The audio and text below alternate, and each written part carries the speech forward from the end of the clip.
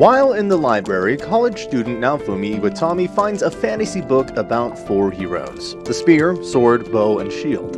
Naofumi is summoned to another universe with 3 others to save mankind from the Waves, a series of demonic invasions. When partners are assigned, nobody joins shield hero Naofumi, believing him to be the weakest of the 4. However, Mine, a member of the spear hero's party, offers to join Naofumi to help him train. Soon afterwards, Mine steals his belongings and accuses him. Naofumi's denials are ignored by all, and he becomes an outcast, shown kindness only by Erhard, the weaponsmith who realizes he's innocent. Embittered and enraged, Naofumi begins scrounging for materials and learns how to upgrade his shield with resources he finds in the world. After fighting away some thugs who wanted to rob him, he realizes he can't upgrade without experience or strength.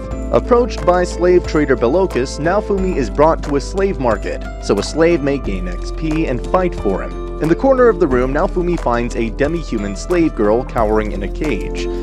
While Belocus offers Naofumi a high-level wolfman, Naofumi instead buys the much cheaper Tanuki girl, Raftalia. Placing a slave crest on her prevents Raftalia from betraying or disobeying Naofumi without feeling intense pain, while also linking shared experience gained by one to the other. Raftalia's reoccurring nightmares of her parents' death in the first wave have deeply scarred her, making her initially hesitant to kill. Both leave the capital for the small town of Loot for a mine to collect valuable ore, but they're attacked by a high-level dog monster that wounds Naofumi, the same beast type which killed her parents. The monster's appearance sends Raftalia into shock. Seeing her fear, Naofumi tells her to escape while he buys time. Confronting her feelings of regret and helplessness, Raftalia summons up the courage to kill the beast. Naofumi confronts Raftalia, promising not to leave her, and she agrees to help him defeat the Waves so other children won't suffer as she has. Later at dinner time, Naofumi decorates a toothpick flag to make the flag of Japan, a sign of his intent to someday return home. After a month of leveling up in preparation for the next wave, Naofumi unlocks a huge variety of transformations for his shield, each with a unique ability, while Raftalia rapidly matures into a young adult woman. To determine the time remaining until the next wave, Naofumi and Raftalia visit the capital's cathedral and its dragon hourglass, which measures the time between waves. Much to his chagrin, they also meet the other 3 heroes, who still scorn him and view him as a liability. Raftalia wonders why the other heroes despise Naofumi, but he refuses to tell her. The next day, the wave begins. While the other heroes and their allies rush to defeat the main force, Naofumi and Raftalia head to Loot to help evacuate the civilians. Some knights arrive to help, but initially disregard Naofumi's orders, though when they realize he's trying to protect the villagers, some choose to aid him. The others leave to join the other heroes, who defeat the main boss and end the wave. After the battle, the villagers thank Naofumi for his help. The hourglass resets, starting the countdown for the next wave. After repelling the wave of catastrophe, the heroes are treated to a state dinner, which Naofumi reluctantly attends. Mine informs Motoyasu that Raftalia is a slave, prompting him to challenge Naofumi to a duel for her freedom. Despite Naofumi declining the challenge, King Altcray Melremarked takes Raftalia, forcing the duel. Despite Motoyasu's higher level, Naofumi's many shields and superior tactics give him the upper hand, but Mine openly uses wind magic to trip up Naofumi, letting Motoyasu claim victory. When Altcray reveals Mine is his daughter, Malti, Naofumi realizes they planned his defamation. With Raftalia's slave seal removed, Naofumi's burning hatred within him unlocks the Cursed series.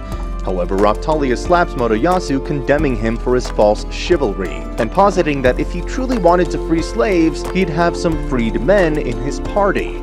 Entering the arena, Ren and Nitsuki openly condemn Mine's interference. Incensed, Altcray would allow such blatant cheating.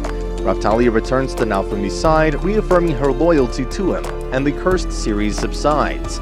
The next morning, Naofumi eats a breakfast sandwich Raftalia made him, finding that he can finally taste food again. His confidence and hope renewed, Naofumi is now assured that Raftalia is truly his ally. In another land of diplomatic travel, Queen Morelia Q. Melremark learns of the duel at the castle. At Beluk's tent, Raftalia asks for a new slave seal as a show of good faith to Naofumi, while Naofumi buys a gotcha monster egg, which later hatches into a Philolial. Naming her Philo, she immediately imprints on Naofumi, reaching adulthood in a few days due to a skill of his. Visiting Loot Village, Naofumi is shocked by Motoyasu in mind, declaring the village to be under Motoyasu's rule by royal decree. Naofumi, aware of the town's money limitations, attempts to block the heavy taxes Mine plans to levy. But Morelia's envoys arrive to deliver a message to Mine. Disturbed with the contents, she challenges Naofumi to a race to possess the village. Naofumi joins when Philo comically kicks Motoyasu into the air, and rides her against Motoyasu's dragon. The soldiers use magic to cheat in Motoyasu's favor, but Naofumi still wins, forcing Malti to relent when Morelia's envoys expose her cheating.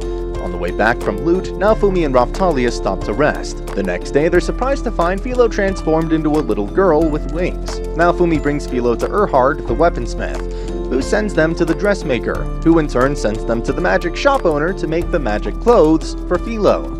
However, the magic shop owner needs a new magic gemstone for her loom, vital to make the magic thread. A pretty textbook fetch quest. Escorting a wealthy trader who will help his party, a bandit group attacks his wagon and are defeated. When they float, they'll go unpunished due to Naofumi's defamation. He extorts them into giving him all their loot, or Philo will eat them.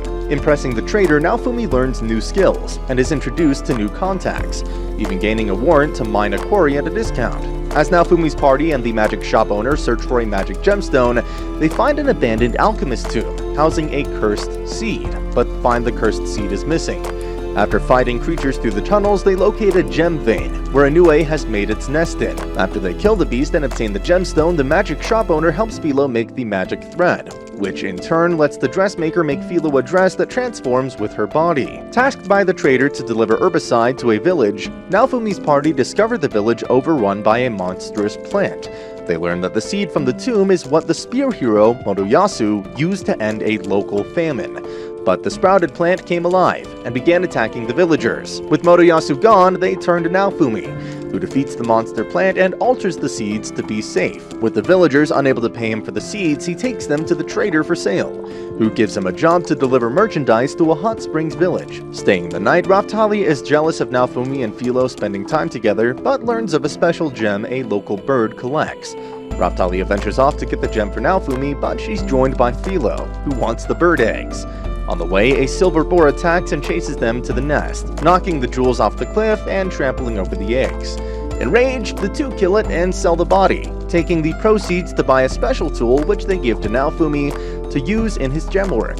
Learning of a mysterious disease spreading through a village, Naofumi's party goes to investigate and finds out that the disease began after sword hero Ren killed a dragon nearby and left the body to rot instead of properly disposing of it. Monsters had gathered around its corpse and the decomposing body rendered the entire area toxic. Naofumi's party sent out for the corpse, which resurrects into a zombie dragon. During their fight, the dragon swallows Philo, seemingly killing her, which triggers Naofumi's despair and rage to activate his cursed Rage Shield. Naofumi repels the dragon's attacks with strong defense and passive flames, at the cost of losing his composure. When Naofumi recovers, he realizes Raphtalia was burned, trying to bring him to his senses.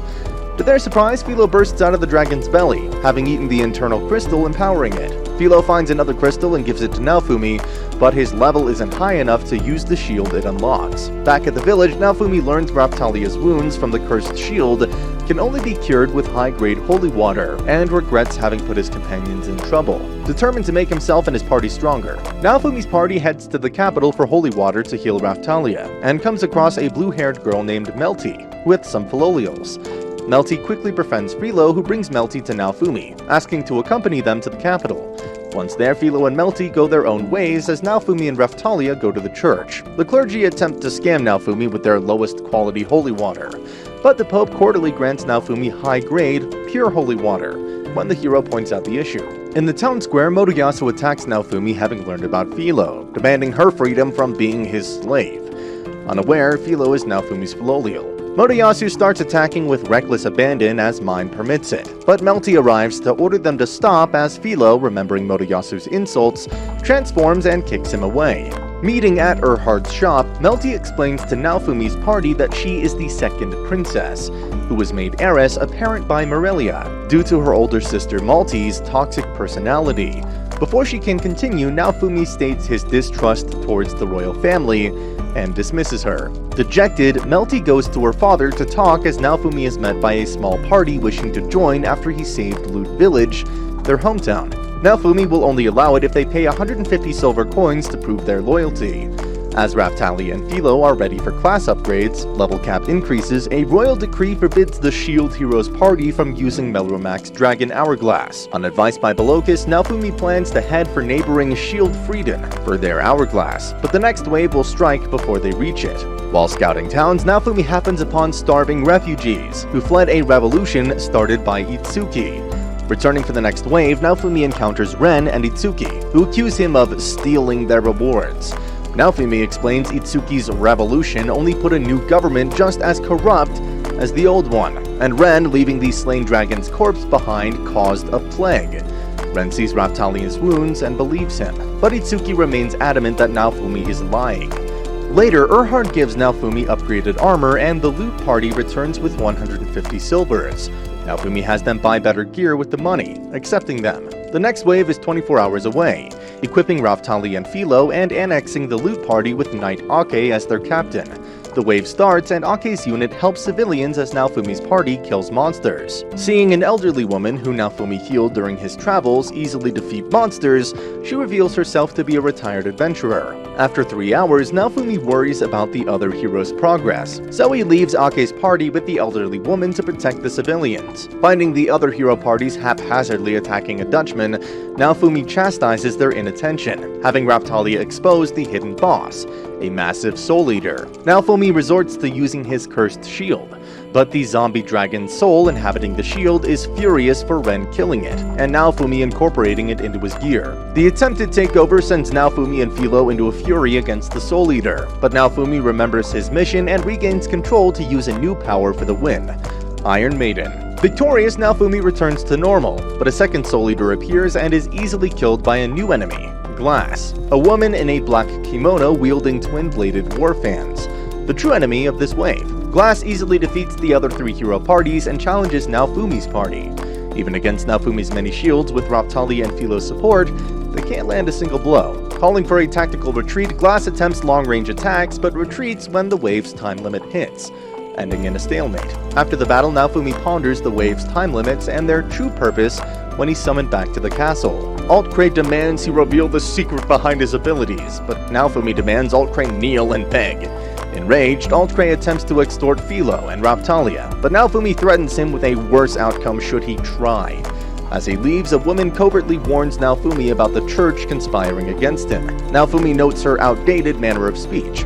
Melty attempts to convince her father to reconcile with Naofumi, but Malty exacerbates the situation. After Erhard provides them with travel gear and supplies, Naofumi's party departs to Shield Frieden for Raftalia and Philo's class-ups. While en route, they are met by Melty, who wants Naofumi to reconcile with Altcray. Naofumi senses something is wrong moments before one of Melty's bodyguards attempts to assassinate her, but Naofumi protects her. Seeing Naofumi protect Melty, the attacking knights accuse him of taking her hostage, but are repelled.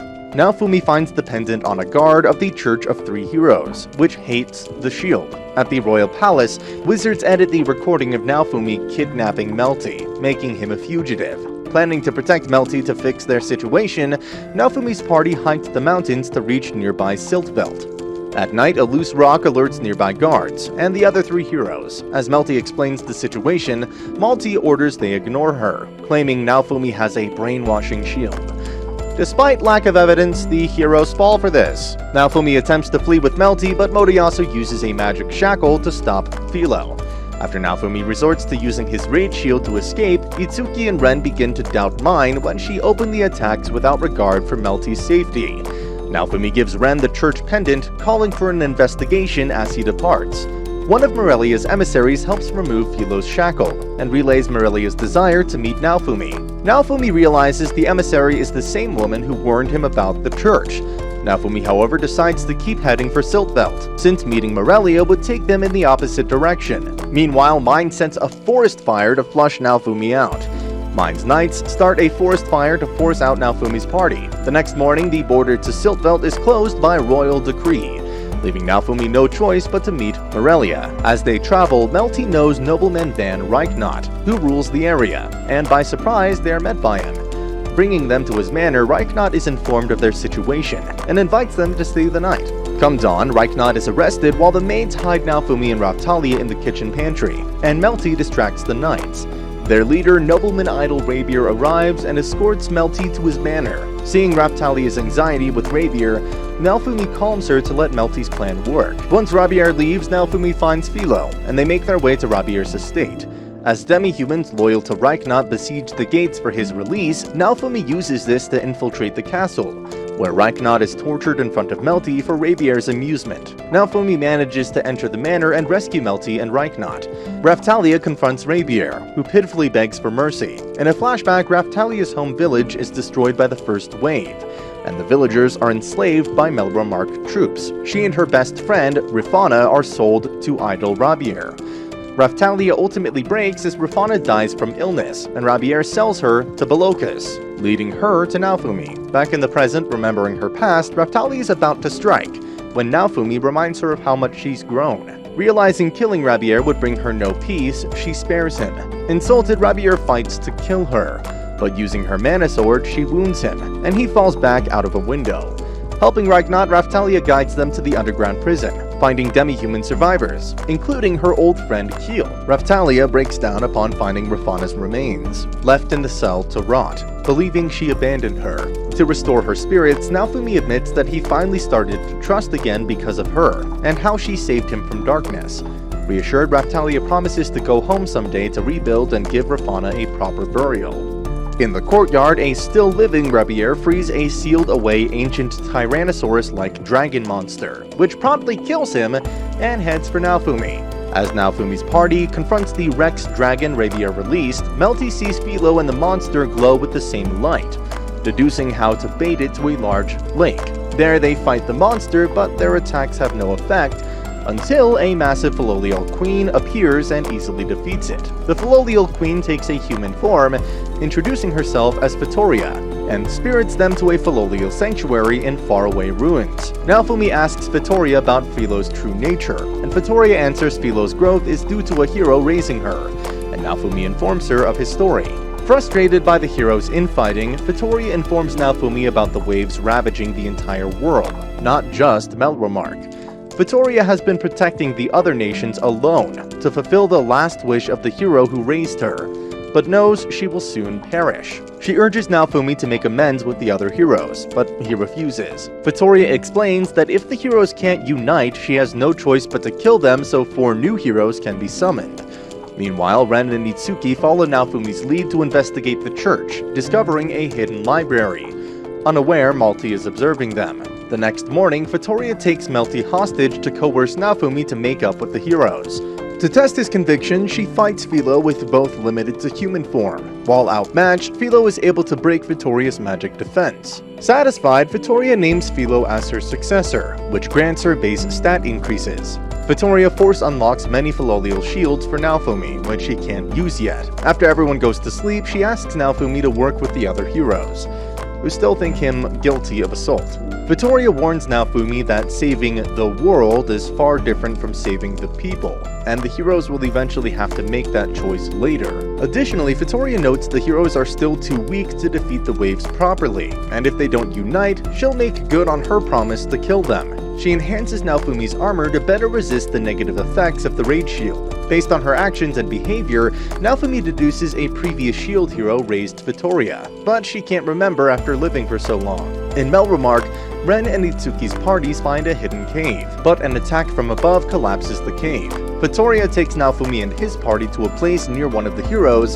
so that he can start reconciling with them. Parting ways, Naofumi's party arrives at an outpost, where they meet Motoyasu, with whom Naofumi attempts to reason with, but Motoyasu refuses to listen, accusing Naofumi of killing Ren and Itsuki. As Naofumi tries to question him, Malty affirms a church official found evidence against Naofumi. Their fight escalates into a full battle between Naofumi and Motoyasu's parties, with Naofumi's side winning despite the severe level gaps. Suddenly, Philo senses impending danger from above, and convinces Naofumi to use multiple shields to defend against a massive ray of light that soon after incinerates everything around them. The attack was sent by the Pope Balmus and his followers, revealing he had ordered Ren and Itsuki's deaths as part of his plan to kill the false heroes and the princesses in order to overthrow the monarchy. Pope Balmus then draws a magical sword and prepares to attack both parties.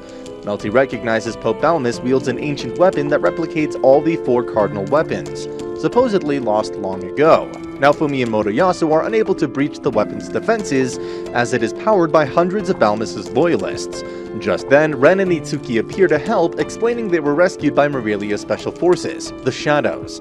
They also reveal an army, personally led by Morelia, is coming to subdue the church, who refuse to surrender. While the heroes join forces against the Pope, Naofumi refuses given the harm they caused, detailing their consequences, lack of coordination, and how he had to rectify them. Naofumi explains they were ignorant of how to become heroes and properly clean up, leading to the church to see them as fakes and plan a coup d'etat. The Pope takes advantage of their discussion to fire an attack, which Naofumi blocks. Naofumi equates the other heroes to the Pope, but agrees to work with them only out of his promise to Vittoria. Now the four cardinal heroes stand together, but Pope Balmus responds by enclosing the battlefield inside a magical cathedral. The four heroes have no success in breaking through Balmus's cathedral spell, and Naofumi finds his Rage Shield's curse effect is greatly nullified within the cathedral. Pope Balmus endangers the lives of his followers by siphoning more mana from them to charge a larger attack. In order to block it, Naofumi takes the risk of releasing the Dragon Soul in his Rage Shield. Donning new Berserker armor and struggling to keep control while his rage fuels him, Raphtalia, Philo, and Melty snap him out of it, though they're all burned by the curse flames. A focused Naofumi blocks Balmus's attack, and the loss of many of his followers prevents him from quickly regaining mana. With the other three heroes coordinating an attack to break Balmus's defenses, Naofumi charges on Philo, setting Balmus ablaze. However, Balmus uses an advanced counter ability and nearly wins until Queen Morelia's army arrives to support them. Using the opportunity, Naofumi uses his blood sacrifice power, severely draining his own blood to power it, to kill Balmus and destroy his replica weapon. As Morelia's army arrests the Pope's followers, she properly introduces herself to the heroes and promises to save the dying Naofumi's life. After Naofumi spends 3 days recovering, Queen Morelia apologizes to Naofumi for all the troubles the three heroes' church, mine, and Altcray had caused him, claiming that she was absent due to the commotion caused by them summoning all four heroes, as they originally intended to have a hero summoned by a different nation to fight the waves around the world. The next day, she dethrones Altcray and puts a slave seal on Mine, to force her to confess all of her crimes. For their transgressions, Morelia removes all of Mine and Altcray's royal privileges and sentences them to death. However, just as they're about to be executed, Naofumi, realizing that Mine is truly pleading for her life, interrupts the execution and proposes that both Mine and Altcray would be spared, but having their names officially changed to Bitch or Whore as her adventuring name, and Trash respectively, mandating all citizens not to address them otherwise. And the Queen declares that the Three Heroes Church will be abolished, and the original religion that worshipped all four heroes will be reinstated. Afterward, Naofumi's party bid farewell to Melty, who decides to remain at the castle as a princess whilst they fight the waves. After they leave, Morelia reveals to Melty that she was going to sacrifice herself to appease the public opinion and stop the execution, had Naofumi not intervened on his own. Exiting the city, the Shield Party is bid farewell by the Melremark citizens, and Naofumi finally accepts his role as the Shield Hero. Naofumi's party goes to the Dragon Hourglass to receive their Class Up upgrades, but the ritual fails. Morelia speculates Vittoria's blessing is interfering somehow, revealing herself a filial otaku. During a banquet, the four heroes have a private meeting whilst Raphtalia fights a drunken Bow party member, Maul, for insulting Naofumi, causing a brawl amongst the hero parties. Meanwhile, Melty thwarts Bitch, attempting to poison Raphtalia and Philo's food. During the meeting, Morelia informs the heroes of the upcoming special Calmira Archipelago event, where everyone gains bonus experience points, giving them the opportunity to level up before the next wave. To help each other, the heroes elaborate on their weapons' hidden functions, including a special weapon copy system. However, they devolve into arguing over the better power leveling method, so Naofumi leaves undiscussed. The next day, Naofumi copies all of Erhard's shields before visiting Raphtalia's abandoned village to pay respect to Rifana's grave. As he ponders rebuilding the village someday, Naofumi briefly encounters a pair of travelers. The next morning, Naofumi boards the ship, headed for Calmira. However, since the other heroes took most of the ship's cabins, Naofumi's party must share a room with the aforementioned pair of travelers, Lark Berg and Therese Alexandrite. Introducing themselves, Lark and Therese think Naofumi's name is an alias, having heard of the despicable shield hero.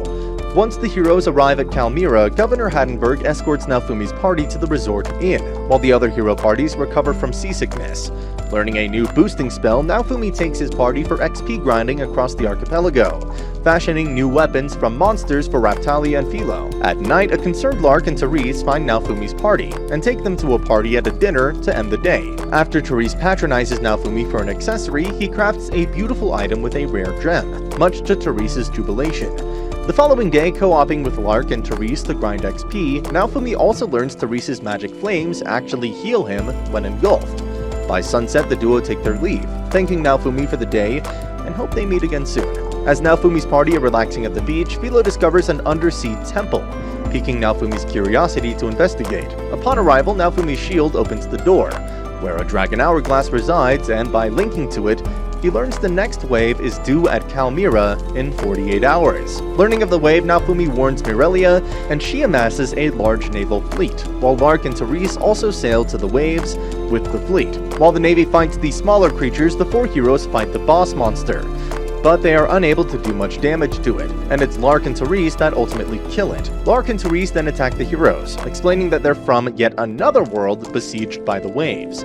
In order to save their homeworld, they must kill the four heroes. Lark easily knocks the other three heroes away, while Therese keeps the fleet at bay, leaving only Naofumi's party to face them. Lark and Therese initially have the upper hand, fending off Raptalia and Philo's attacks while managing to partly bypass Naofumi's defenses. Melty then intervenes in the battle, with her presence contributing magical support, helping Naofumi focus on the battle. Naofumi's party soon outsmarts Lark and Therese through clever tactics, resulting in Lark being wounded. But Glass suddenly arrives, revealing she's allied with Lark and Therese. Glass is impressed with Naofumi being stronger since they last met, preparing to battle him again. Naofumi confronts Glass in single combat, where she reveals herself as a hero from Lark's homeworld, the Fan Hero. Naofumi discovers Glass is weak against his Soul Leader shield, but hesitates, unwilling to kill her since he realizes she is trying to protect her own world. Raptalia then intervenes, reminding Naofumi that there are many people in this world that he wants to protect. Meanwhile, Mirelia finds Lesia Ivyred, a bow party novice, and has her launch liquor barrels at Glass. Glass is quickly intoxicated by the powerful alcohol, forcing Lark and Therese to help her withdraw as the wave's time limit runs out. Returning to Kalmyra, Naofumi ponders the revelation of other worlds fighting the waves, and Vittoria's words. He also recruits Lesia into his party, who attempted to commit suicide by drowning after she is kicked out of Itsuki's party due to a false accusation against her. Sailing back to the mainland, Naofumi takes up Mirelia's reward, Lordship of Sayet, with people Naofumi trusts to rebuild it. Raptalia expresses her feeling that this is insurance should he die or go home, though Naofumi reveals it's his new beginning with them. As Naofumi and Raptalia oversee her village rebuilding, the other heroes resolve to become stronger than Naofumi. Meanwhile, Belokis gains a new secret patron. Also, if you look pretty closely while Naofumi and Raptalia are on the rooftop, you can see them kiss. I thought that was adorable. Anyway, that's the end of the video. As always, if you liked what you saw, subscribe to the channel. I'll be uploading a lot of videos just like this, so I'll see you at the next one. Make sure to subscribe and turn on notifications so you can watch more videos like this. Thanks for watching.